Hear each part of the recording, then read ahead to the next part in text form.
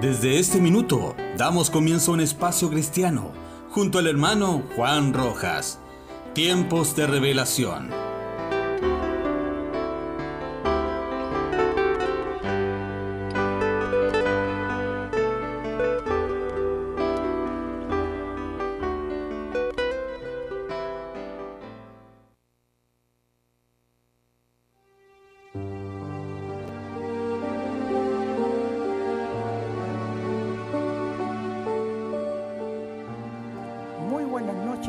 Queridos hermanos y oyentes, por Radio Frecuencia 107.5 FM sale su programa Tiempo de Revelación los días miércoles de 8:30 a 9:30 de la noche. Me alegro en saludarles, esperando que el Señor les bendiga y nos dé, como siempre, una gran bendición en este programa. Les invito a un minuto de oración. Padre Celestial, te damos gracias. Te alabamos, te bendecimos, glorificamos y exaltamos tu santo nombre en esta noche, sabiendo, Señor, que tú eres nuestro Dios, nuestro Señor, que tu misericordia ha estado siempre con nosotros y que tu gracia nos ha permitido llegar hasta este día y a esta hora. Te pedimos que en tu misericordia y en tu gracia, Señor, tú permitas que estas ondas radiales lleguen a los oídos de tu simiente predestinada, aquel que está escuchando y que desea oír de ti, oír tu palabra, sentir tu presencia y tu gozo. Señor, estamos en el tiempo del fin, por lo cual te pedimos, ven, Señor Jesús, no tardes porque ya el tiempo no es más. Te pedimos también tu gracia y tu misericordia para que en todo nos vaya bien en esta hora de programa. Señor, gracias te damos por todo. Te bendecimos y glorificamos tu nombre, porque lo hacemos humildemente para la gloria de tu nombre. Amén y amén.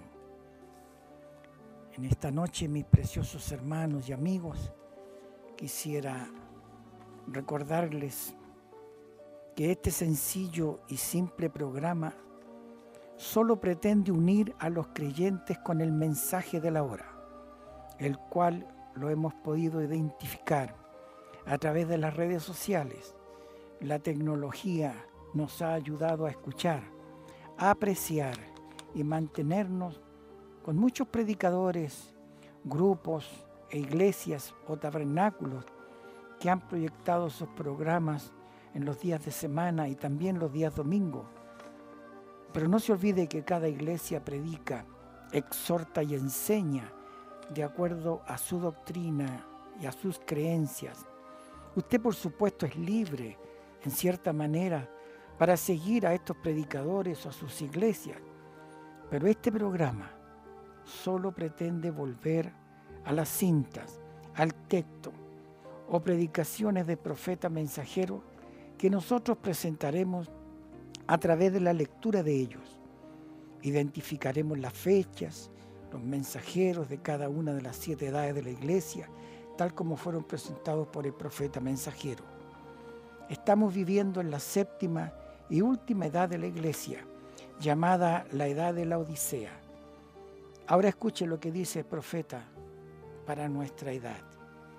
Como ya nosotros hemos repasado la edad en todos sus términos, hoy quisiera concluir leyendo para ustedes un resumen de las edades de la iglesia que aparece en el capítulo 10 del libro La Revelación, una exposición de las 7 edades de la iglesia. Desde el párrafo 1, página 381, Dios nos permita entender qué pasó con estas edades que ya prácticamente son historia, pero que nos han dejado una enseñanza tremenda. Dice el profeta mensajero en el párrafo 1, debido a que nuestros estudios han sido una exposición, versículo por versículo de las Escrituras, que tratan con las 7 edades de la iglesia, No hemos mostrado un plan continuo de la historia de la Iglesia, como debiéramos haber hecho. Es pues nuestro propósito ahora en este capítulo, empezando con la edad de Éfeso, a trazar a través de las edades de la Iglesia y su historia, cómo fue dada a Juan por el Espíritu de Dios. No agregaremos material nuevo, sino solamente poner en correlación lo que ya tenemos.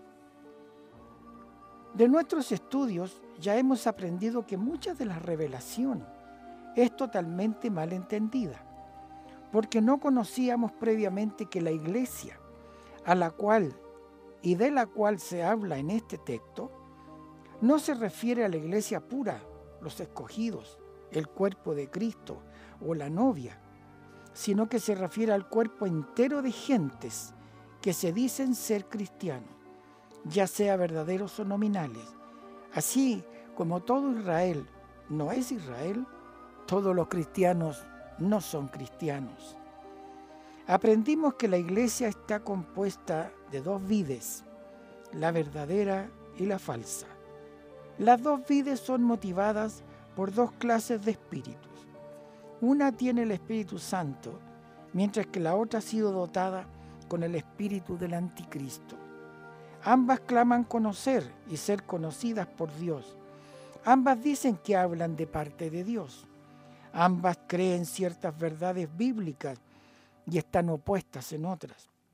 Pero siendo que ambas llevan el nombre del Señor, siendo llamadas cristianas, y por razón de llevar el nombre, reclaman un parentesco a Él. Dios lo llama matrimonio. Dios las hace responsables a Él y por eso habla a las dos. Además, aprendimos que estas dos viñas crecerían lado a lado hasta el fin de las edades, cuando las dos llegarían a madurez y serían cosechadas. La vid falsa no puede vencer como para destruir a la vid verdadera, pero tampoco sería posible para la verdadera traer la vid falsa al conocimiento de la salvación de Jesucristo. Aprendimos también la verdad tan sobresaliente que el Espíritu Santo podía caer y en verdad caería sobre cristianos no regenerados de la vid falsa y se manifestaría poderosamente en diversas señales y maravillas, aun como Judas tuvo un ministerio definitivo en el Espíritu Santo, aunque él fue declarado ser un diablo. Con estos fundamentos básicos a la vista, empezamos entonces a trazar a la Iglesia a través de las 7 edades. El nacimiento de la Iglesia fue en el día de Pentecostés. Al primer Adán le fue dada una esposa directamente de la mano de Dios, y ella fue libre de mancha por un tiempo breve.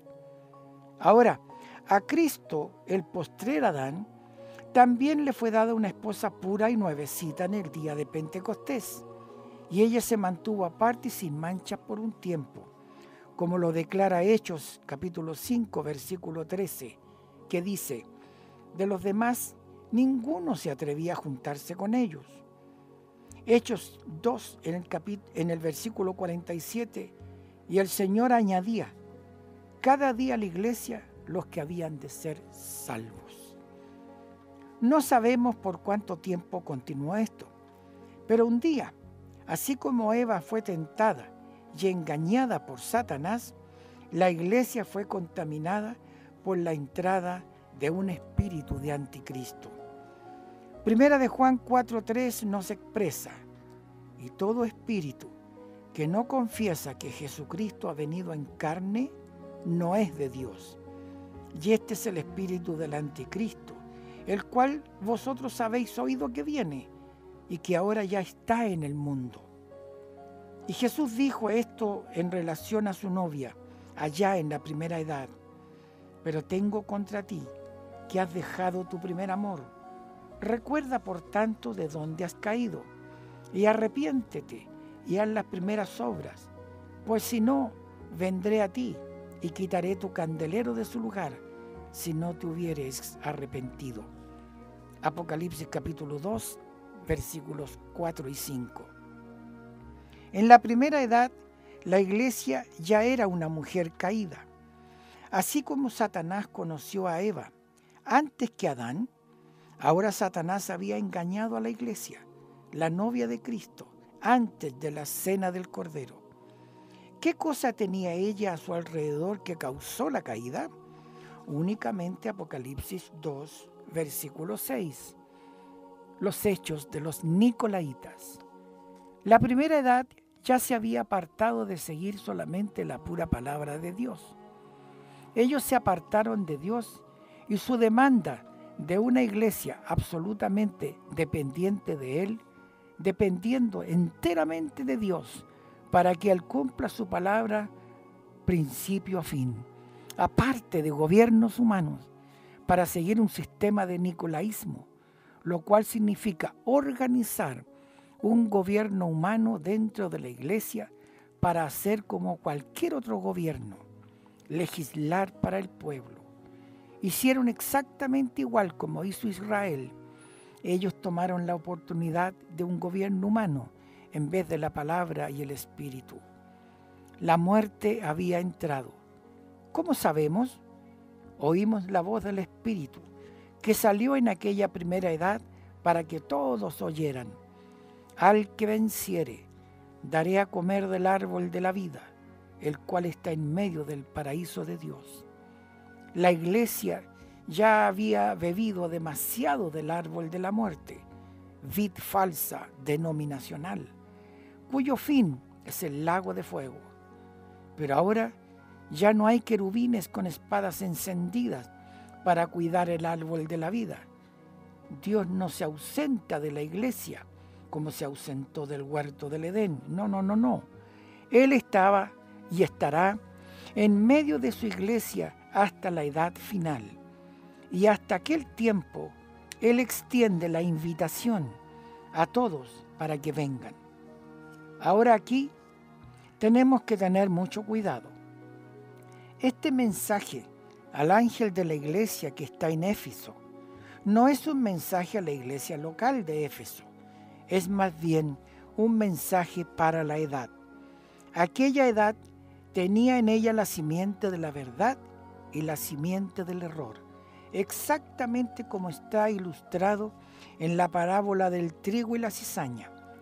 Las edades de la iglesia es el campo, y en este campo hay trigo y cizaña. La iglesia falsa se organizó y humanizó el gobierno y la palabra y peleó contra el cristiano verdadero. La cizaña siempre prospera más que el trigo o que cualquier otra planta cultivada. La iglesia de la cizaña creció rápidamente en esta primera edad. Pero la iglesia del trigo también estaba prosperando. Para el fin de la primera edad, los hechos de los Nicolaitas estaban aumentando en las iglesias locales de la vid falsa. Y esto juntamente con acrecentados esfuerzos de difundir su influencia más allá de su propio cuerpo de creyentes. Su influencia fue conocida entre la iglesia verdadera, porque hombres como el venerable Policarpo estaban llamándose obispos, implicando en este título una referencia que no se encontraba en la palabra. Policarpo fue discípulo de Juan, el teólogo, así que lo podemos ubicar perfectamente en las Escrituras. También en esta edad, la iglesia había perdido su primer amor.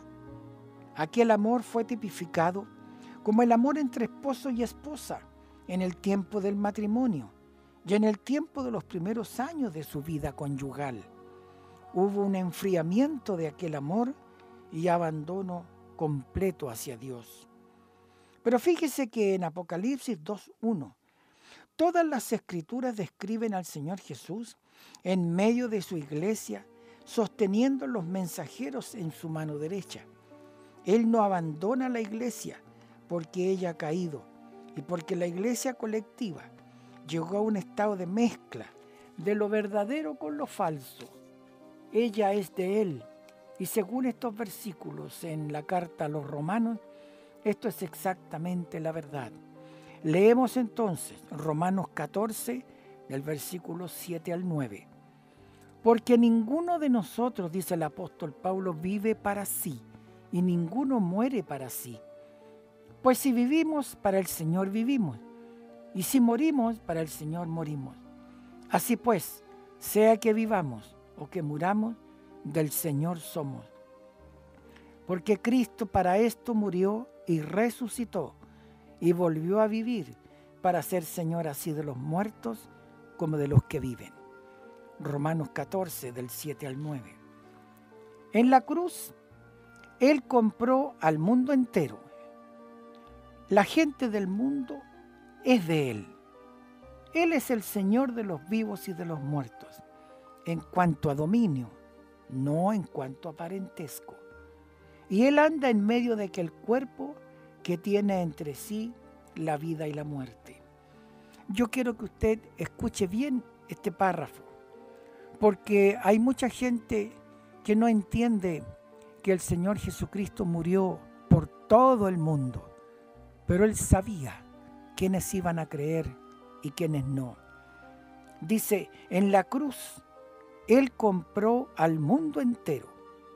La gente del mundo es de Él, y Él es el Señor de los vivos y de los muertos, en cuanto a dominio no parentesco. Y Él anda en medio de aquel cuerpo que tiene entre sí la vida y la muerte. Lo que fue sembrado en la primera edad se desarrollará en la segunda y progresivamente en las demás edades hasta que llegue a madurar y luego la cosecha. Ahora, en la edad de Esmirna, estamos bajo la expectativa de la historia de la iglesia colectiva en una forma más amplia y más clara por medio de una revelación del Espíritu Santo. En esta edad, el odio de la vid falsa aumenta. Por medio del versículo 9, vemos que se han separado de la compañía de la vid verdadera. Se apartaron y se alejaron de ellos. Fueron mentirosos. Se llamaban lo que no eran. ¿Pero los destruyó Dios? No. Dejadlos. Ambos perdurarán hasta el tiempo de la cosecha. Pero Señor, ellos deben ser aniquilados porque están destruyendo a tu pueblo, lo están matando. No, dice el Señor, dejadlos. Pero a mi novia digo esto: sé tú fiel, aún hasta la muerte. Ámame aún más. Gloria a Dios. Aprendimos de esta manera inequívoca que esta vid falsa es la vid de Satanás. Sus reuniones de él. Ellos se reúnen en el nombre de Dios y mienten diciendo que son de Cristo. Predican, enseñan, bautizan, adoran y participan en distintos ritos que Cristo dio a la iglesia. Sin embargo, no son de Dios, pero porque dice que son de Dios, Dios los guardará responsables en cada edad. Él habla de ellos y a ellos. Nos hace recordar a Balaam. Él ocupaba el puesto profético. Él conocía la manera correcta de llegar a Dios, pero fue mostrado en el sacrificio de los animales limpios. Sin embargo, él no fue un verdadero profeta de la palabra, porque cuando Dios le dijo que no fuera para honrar a Balac, su rey, con su presencia, él de todos modos buscó la manera de ir, porque fue motivado por su deseo de oro y prestigio. Entonces Dios lo dejó ir. La perfecta voluntad de Dios dio lugar a la voluntad permisiva de Dios por deseo del corazón de Balaam. Dios dijo claramente: ve pues. ¿Cambió Dios su modo de pensar? No, Señor. Aunque Balaam fue, la voluntad de Dios se cumplió. Balaam no anuló la voluntad de Dios. De todas maneras se cumplió la voluntad de Dios. Fue Balaam quien salió perdiendo porque él pasó por alto la palabra. Y hoy día tenemos la misma cosa. mujeres predicando, organizaciones, doctrinas falsas y muchas otras cosas. Y la gente adorando a Dios, manifestando en el Espíritu y siguiendo adelante como hizo Balaam, clamando que Dios les ha hablado, aun cuando la comisión recibida es contraria a la palabra revelada. Y yo no niego que Dios les haya hablado, pero es exactamente cuando Dios le habló a Balaam por segunda vez, sabiendo que Balaam quería el deseo de su propio corazón, más que la palabra, se le concedió. Mas, sin embargo, en el fin todavía, viendo el cumplimiento de su propia voluntad. También hoy en día Dios le dice a la gente que prosiga con el deseo de su propio corazón, porque ya ha rechazado la palabra. Pero a pesar de todo, la voluntad de Dios se cumplirá. Amén. Ojalá que usted pueda ver esto. No solamente aclarará mucho de lo que se ha visto a través de las edades, pero nos ayudará especialmente en esta última edad, cuando tenemos gran cantidad de manifestaciones, bendiciones externas, y cuando la época entera está opuesta a la voluntad revelada por la palabra de Dios. Esta edad recibió un mensaje de Dios fuerte y claro. Fue y es aquella verdad del Antiguo Testamento. El hijo de la sierva afligirá al hijo de la mujer libre hasta que el hijo de la sierva fuere echado. Eso nos da a conocer que el odio y la blasfemia de Satanás en contra del verdadero cristiano vendrá a través de un grupo de gente que es cristiano falso y nominal. Esta condición prosperará hasta que Dios desarraigue a la vid falsa al fin de la edad de la Odisea. La tercera edad reveló por el espíritu de profecía que la iglesia mundana aceptaría el nicolaísmo como una doctrina. La separación entre el clero y el laico creció de la verdad bíblica de los ancianos, pastores de manadas locales, gobernando la manada por medio de la palabra hasta llegar a los hechos de los nicolaitas. En esta situación, el clero se colocó en grados de dignidad. Yo quiero aclarar que la palabra clero se está refiriendo a los dirigentes, a los ancianos de la iglesia. Unos sobre el otro, fórmula que no tiene ningún fundamento en las Escrituras. Y luego esto se transformó en un sacerdocio que colocaba al clero entre Dios y el hombre, concediendo al clero ciertos derechos, mientras que tanto negando al laico los derechos que Dios le había dado. Eso fue usurpación, y en esta edad llegó a ser una doctrina o enseñanza. Fue establecido en la iglesia como si fuera palabra de Dios, lo cual no lo era en ninguna manera, pero el mismo clero lo llamó la palabra de Dios, y en eso la doctrina fue anticristo. Siendo que el gobierno humano no es nada menos que política, la iglesia llegó a estar mezclada en la política. Esta ligadura fue muy del agrado de un emperador dictador, quien unió la política de la iglesia con la política del Estado, y por la fuerza estableció la iglesia falsa, la religión falsa de Satanás, como la religión verdadera, y por medio de distintos edictos de muchos emperadores, hallamos a la iglesia falsa con poder del Estado, destruyendo la vid verdadera aún más ávidamente. Aunque duele decirlo, la vid verdadera no estaba totalmente libre de esta doctrina. Por eso, y con eso, no quiero decir que la vid verdadera haya establecido en alguna ocasión las ideas nicolaitas como una doctrina. No fue así. Pero aquel gusanito de muerte continuó chupando la vida de la vid verdadera con la esperanza de que un día cayera. Aún entre la misma iglesia verdadera había quienes Dios había llamado como sobrestantes que estaban cargando ese título para significar un poco más que solamente una responsabilidad local. No existía el entendimiento claro de Pablo en las iglesias en ese tiempo, porque Pablo había dicho en Gálatas capítulo 1, versículo 24, y glorificaban a Dios en mí. Yo quiero explicar un poquito. Usted mire a cualquier iglesia y se va a dar cuenta que esta es una verdad evidente en ella. El obispo está a cargo de muchas iglesias y él envía a algunos pastores, algunos predicadores o algunos guías de servicio, como los llaman ellos, para que se hagan cargo de las congregaciones.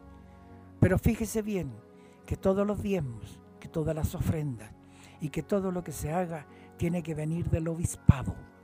Si el obispo accede a cierta forma de predicación, todos lo harán de la misma manera, porque el obispo es el mandamás, es el jefe, es el dueño prácticamente espiritualmente de la iglesia.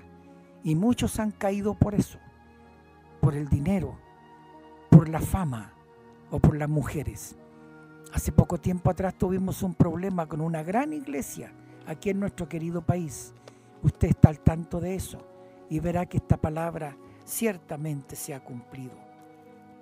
Sin importar qué autoridad tenía Pablo, él mantenía a la gente mirando a Dios, de quien procede toda autoridad. Pero el clero siempre estaba mirando hacia la dirección divina, además de la dirección humana, y así dando honra donde ésta no correspondía. Y hallamos que la iglesia verdadera estaba manchada con el humanismo, con nicolaísmo ya establecido, sucesión apostólica, ministros colocados, pastores elegidos por votos y muchas otras cosas. Solamente era un paso para que la iglesia falsa entrara en el balaanismo. El segundo paso hacia la profundidad de Satanás ya estaba en progreso. Este segundo paso fue la doctrina de Balaam. En Apocalipsis capítulo 14 usted puede leer, con lo cual Balaam enseñó a Balac para hacer tropezar a los israelitas en medio de una reunión unida. Allí los huéspedes harían dos cosas adicionales en contra de la palabra de Dios. Usted recordará que Balac necesitaba ayuda para preservar su reino. Él llamó al hombre más espiritual de su día, Balaam. Era un profeta, quien dio el consejo que enredó y destruyó a Israel. Fue, en primer lugar, la sugerencia que se unieran para hablar acerca de los asuntos, comer juntos y aparejar las cosas, porque desde luego en entenderse el uno al otro se aprovecha mucho, pues una vez que ya se entienden, entonces pueden proseguir. El siguiente paso sería adorar juntos y desde luego un poco de esfuerzo de parte del amo de casa por lo regular logra que los huéspedes procedan mucho más allá de lo que tenían pensado. Ahora, eso no sucedió solamente allá en la iglesia del Dios en el Antiguo Testamento, sino también en la iglesia del Nuevo Testamento, porque hubo un emperador que, como Balaac, necesitaba ayuda para asegurar su reino. Este dictador era Constantino. Invitó a la primera iglesia cristiana de Roma, el cristianismo nominal, para que le ayudara a conseguir el respaldo de los cristianos, siendo que era un cuerpo muy numeroso. El resultado fue el Concilio de Nicea en el año 325, del cual, si el Señor lo permite, leeremos en el próximo programa el miércoles que viene. No se olvide, el resultado fue el Concilio de Nicea del año 325. Hay algunos estudios sobre eso. Eso nos va a aclarar mucho por qué la iglesia falsa y la iglesia verdadera están en tal o cual condición. cuáles fueron las doctrinas que se trataron en ese concilio y cómo terminaron con un credo, el credo de Nicea. Y hay otro credo que también está ahí, el cual quizás configura lo que es la doctrina de la Iglesia Católica Romana en esta hora. A pesar de todo lo que Constantino pudo hacer para unirlos, los creyentes verdaderos reconocieron que no estaban en su debido lugar y se marcharon. Pero a los que permanecieron, Constantino dio parte de la tesorería del Estado, juntamente con poder político y físico. La gente fue introducida a la adoración de ídolos y al espiritismo, porque estatuas con los nombres de santos fueron colocados en los edificios y la gente fue enseñada a conferir con los muertos y orar a los santos, lo cual es nada menos que el espiritismo. En lugar del alimento que el hombre en verdad necesita, la palabra de Dios, fueron dados credos, dogmas y ritos, los cuales también fueron ejecutados por el Estado. Y sobre todo, les dieron 3 dioses, con el nombre triple y compuesto del único Dios verdadero. Y el bautismo en agua, en el nombre del Señor Jesucristo, de acuerdo a Hechos 2:38, fue puesto a un lado para dar lugar al bautismo pagano en títulos, confirmando así una doctrina trinitaria que en este momento está en casi todo el mundo. Ahora fíjese bien en esta doctrina de Balaam. Dese cuenta sobre todo que es la maniobra deliberada y precisa de un clero corrupto, tratando de ligar la gente a ellos mismos, guiando al pueblo deliberadamente al pecado de incredulidad. La doctrina nicolaíta fue la corrupción del clero cuando se esforzaba por obtener poder político entre ellos mismos, mientras que el balaamismo es el acto de sujetar a la gente a su sistema de credos y adoración para mantenerlos bajo control. Ahora fíjese bien en esto. ¿Qué fue lo que ligó la gente a la iglesia nominal y por medio de la cual la gente fue destruida? Fueron los credos y dogmas convertidos en afirmaciones o reglamentos de la iglesia. Fue la doctrina de la Iglesia Católica Romana. No le fue dado el alimento verdadero, la palabra. Le fue dado más bien el alimento que procedía de la adoración de ídolos, el paganismo babilónico, forrado en terminología cristiana. Y ese mismo espíritu y doctrina están ahora mismo en todos los protestantes y se llama denominacionalismo. Nicolaísmo es organización, humanizando el liderato de la iglesia y en efecto echando fuera al Espíritu Santo. Balaamismo es denominacionalismo, lo cual toma el manual eclesiástico en vez de la Biblia. Y aún en esta hora tan avanzada, muchos de los hijos de Dios están enredados en el lazo del denominacionalismo, pero Dios está clamando en Apocalipsis 18:4: salid de ella, pueblo mío, para que no seáis partícipes de sus pecados, ni recibáis parte de sus plagas. Voy a repetir 18:4, dice: salid de ella, pueblo mío, para que no seáis partícipes de sus pecados, ni recibáis parte de sus plagas. ¿Ve usted? Ellos son ignorantes, pero si el rapto llegara a suceder en este mismo instante, la ignorancia no sería ninguna excusa en el juicio de Dios por estar en la fila del enemigo. Esto del clero, organizándose por grados jerárquicos hasta llegar a una cabeza, un presidente, es una manifestación del espíritu del anticristo. No importa cuán maravilloso y necesario parezca, es nada menos que el razonamiento humano tomando el lugar de la palabra. Y cuando cualquier persona que esté en las denominaciones organizadas está en el mero centro del sistema del anticristo, Ahora déjeme decir esto para aclarar este detalle. Yo no estoy en contra de la gente, dice el mensajero. Estoy en contra del sistema. Con la unión del Estado y la Iglesia, todo quedaba preparado para las edades del oscurantismo.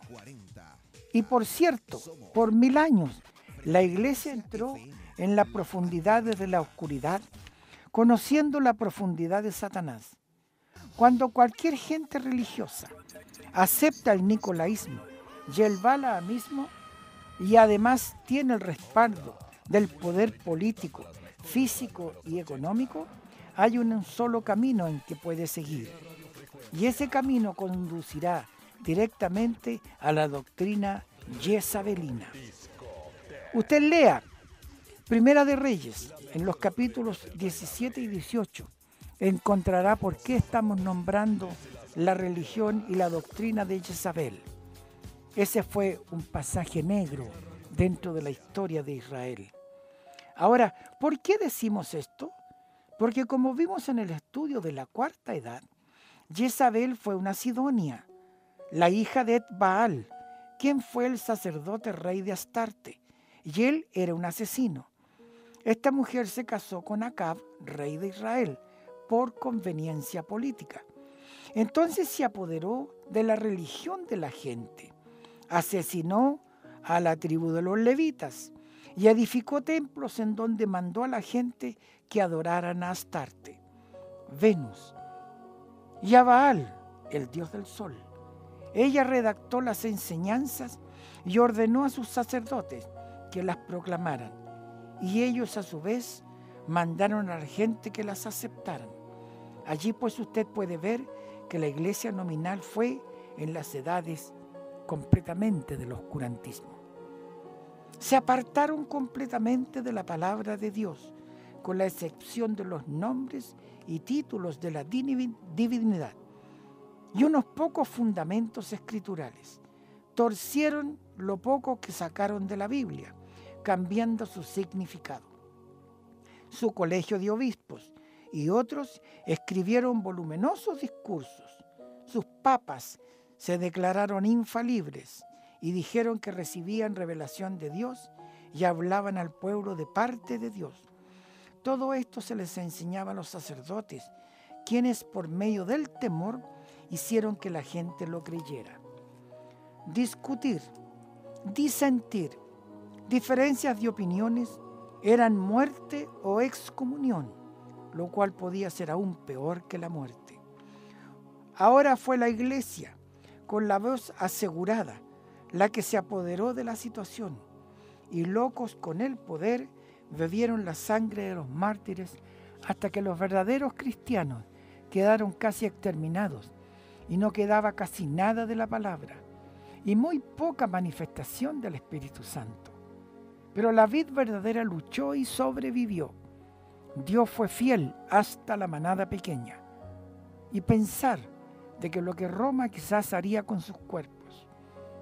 Roma no podía matar al espíritu dentro de ellos, y la luz de la verdad siguió brillando, respaldada por el poder del Espíritu Santo. Ahora quiero traer una observación muy iluminante. Los hechos y las doctrinas de los nicolaitas, la doctrina de Balaam y la enseñanza de la falsa profetisa Jezabel no constituyen tres espíritus ni son tres fundamentos espirituales. Estas tres únicamente son las diversas manifestaciones del mismo espíritu, mientras baja de una profundidad a otra. Realmente es el espíritu organizacional del anticristo en sus tres distintas etapas. Ya una vez que el clero se había separado y organizado, oprimieron a la gente, guiándola y uniéndola también a la organización. Esta organización estaba basada sobre los credos y los dogmas que ellos enseñaban a la gente en vez de la palabra pura de Dios. Los ritos y las ceremonias aumentaron en la adoración y dentro de poco tiempo este sistema era completamente un poder diabólico y militante que se esforzó por controlar todo por medio de la persuasión, de discursos y por la fuerza literal. Recibió su energía de sus mismas profecías falsas y no de la palabra de Dios. Ahora es absolutamente anticristo, aunque vino en el nombre de Cristo. Acuérdese, mi precioso hermano, que estoy leyendo para ustedes un resumen de las 7 edades de la Iglesia. Esto que estamos leyendo es también historia, pero también se está repitiendo en el tiempo actual. Después de que parecía ser un tiempo sin fin, durante el cual la verdad seguramente tenía que morir, hubo hombres quienes empezaron a protestar la infamia de la Iglesia Católica Romana. Porque por ninguna exageración de la imaginación podía Dios estar en tales enseñanzas y en tal conducta. Estas protestas fueron pasadas por alto y murieron por falta de atraer la atención o fueron sofocadas por Roma. Pero entonces Dios, en su gracia soberana, mandó a un mensajero con el nombre de Martín Lutero para empezar una reforma. Él obró en una situación donde la Iglesia Católica Romana había obtenido tanto poder que estaba a punto de ahorcarse con ese mismo poder. Cuando Lutero predicó justificación por la fe, por primera vez en muchos siglos, la vid verdadera empezó a crecer de una manera abundante. Encuentre usted esta escritura, Habacuc capítulo 2 y versículo 4, habla de justificación por la fe. La iglesia nominal había utilizado el poder del Estado para respaldarla, pero ahora aquel mismo poder estaba empezando a irse en contra de ella. Y aquí es donde Lutero cometió su error. Juntamente con los demás creyentes verdaderos, permitieron que el Estado los mantuviera. Por lo tanto, esta edad no avanzó mucho en la palabra, pero gracias a Dios que llegó hasta donde pudo. Pero por cuanto confió en gran manera en el poder político, esa edad terminó en una organización. Y este mismo grupo, que en la generación de Lutero se había separado de la vid falsa, ahora había vuelto para ser una hija de la ramera, porque entró directamente al nicolaísmo y al balaamismo. Esta edad tuvo muchas divisiones dentro de sí misma. Aún la historia prueba que estaban lejos de la vid verdadera, porque allí se encuentra cómo se perseguían unas a otras y a veces aún hasta la muerte. Mas hubo unas pocas personas entre ellas, como siempre lo ha habido en cada edad. Nos regocijamos en esta edad por esta razón. La reforma había empezado. No fue una resurrección sino una reforma.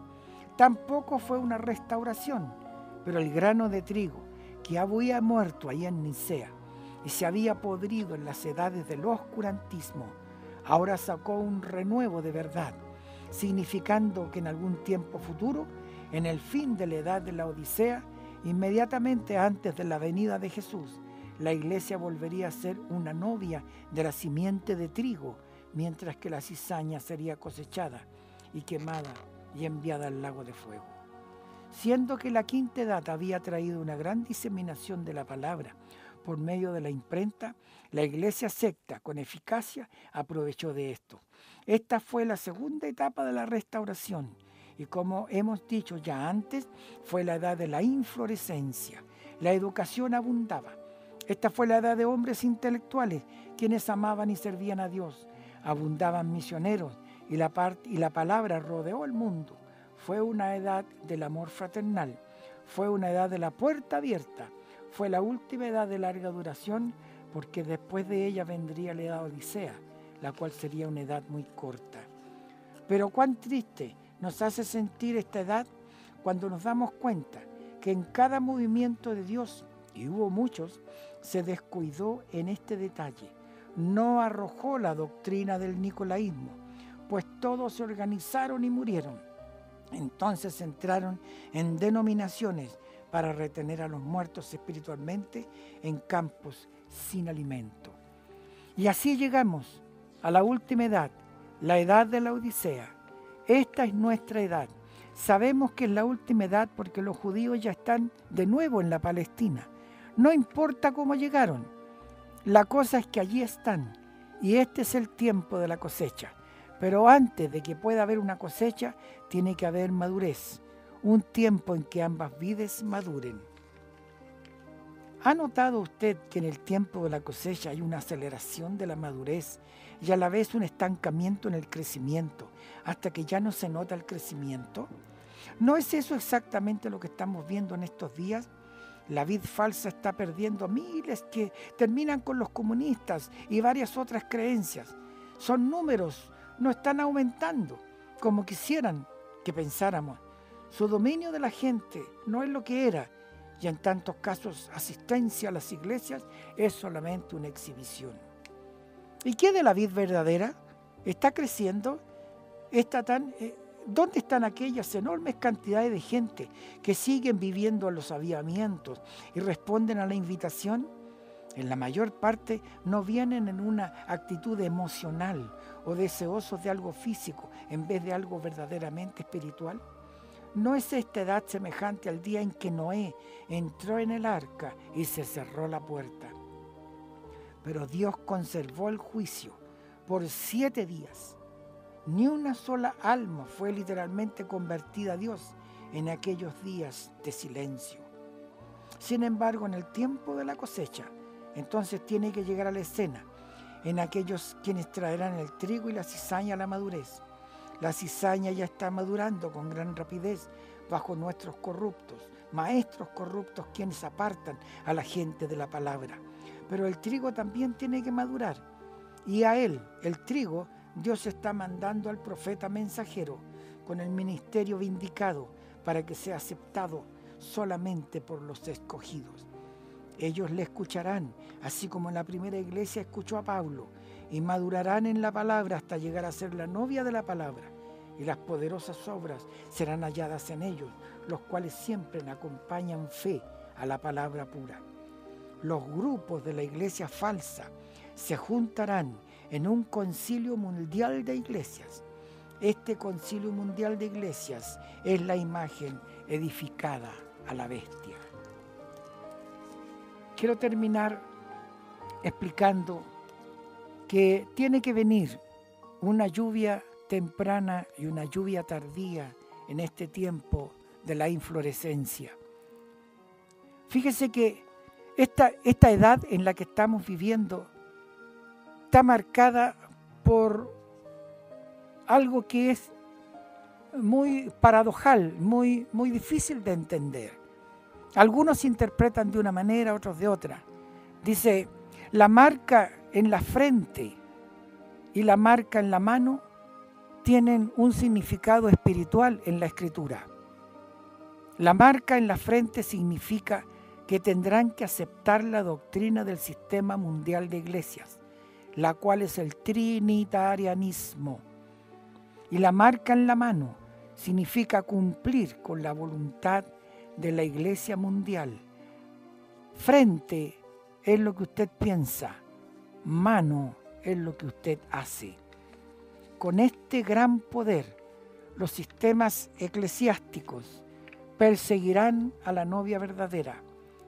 Las iglesias que no estén en el sistema, cuando llegue la apretura de la cual habla la Escritura, usted entenderá que serán cerradas. Dijo el profeta de Dios que serían como bodegas para guardar quizás qué cosa. Y los hijos de Dios que se congregan en esas iglesias serán desparramados por el concilio. Con este gran poder, los sistemas eclesiásticos perseguirán a la novia verdadera. Esta imagen tratará de prohibir que la novia predique y enseñe. Sus ministros serán prohibidos de dar consolación y verdad a los que la necesitan. Pero antes de que el anticristo en persona se apodere completamente de este sistema mundial de las iglesias, la iglesia verdadera será quitada de este mundo para estar con el Señor. Dios recogerá a su novia para la gran cena de las bodas del Cordero. Hermano, ahora quiero terminar mis palabras diciéndoles, como dice la Escritura, salid de ella, pueblo mío, y no participéis de sus plagas, para que no recibáis de sus pecados y sus plagas. Hermano querido, si usted me escucha en esta hora, piénselo por algunos minutos. Dios está llamando a su pueblo para llevárselo con una revelación de rapto. Queremos que usted esté en ese grupo. Si usted tiene la necesidad de hacer alguna pregunta, de consultar algo que no haya quedado claro, hacernos alguna reflexión o algún comentario, sea positivo o negativo, lo recibimos con humildad. Comuníquese al siguiente fono. Si tiene papel y lápiz, anótelo, porque estamos esperando sus llamados. Más 569 7795 6837. Este teléfono es del hermano Juan Rojas. 569 7795 6837. Yo lo espero para el próximo programa. Que Dios les bendiga, es mi deseo. Muy buenas noches.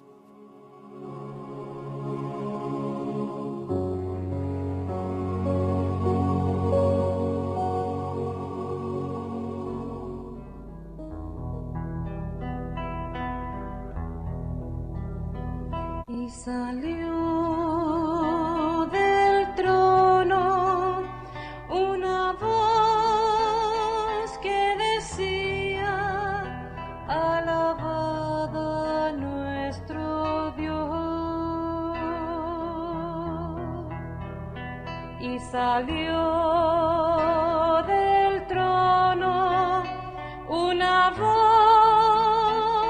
que decía: alabad a nuestro Dios.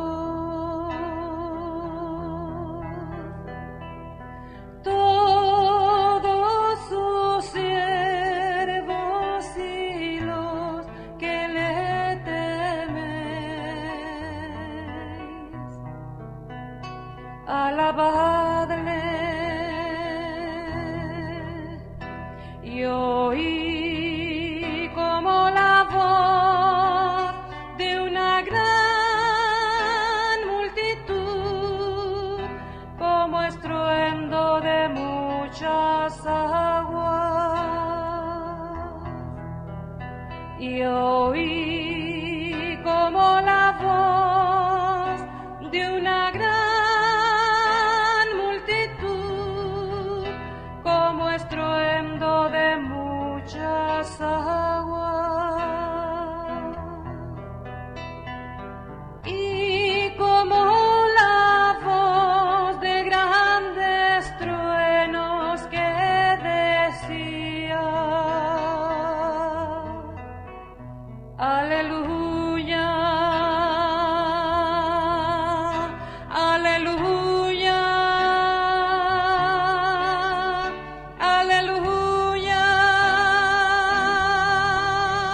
aleluya,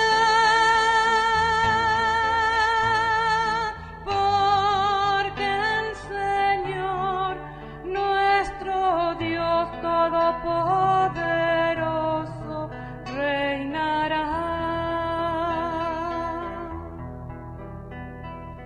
Porque el Señor nuestro Dios todopoderoso reinará.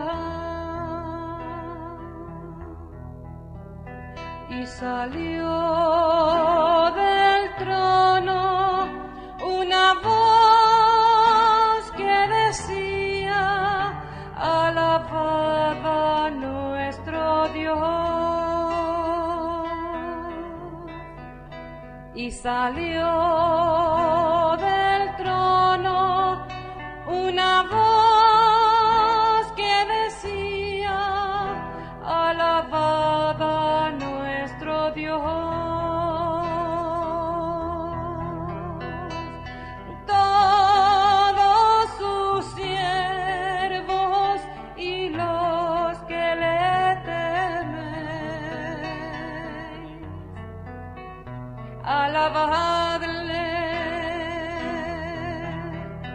y oí como la voz de una gran multitud, como estruendo de muchas aguas. Y oí como la voz de una gran multitud, como estruendo de muchas aguas. Y como la voz de grandes truenos que decía: Aleluya, aleluya, aleluya, aleluya, porque el Señor, nuestro Dios Todopoderoso, reinará. Porque el Señor, nuestro Dios Todopoderoso, reinará.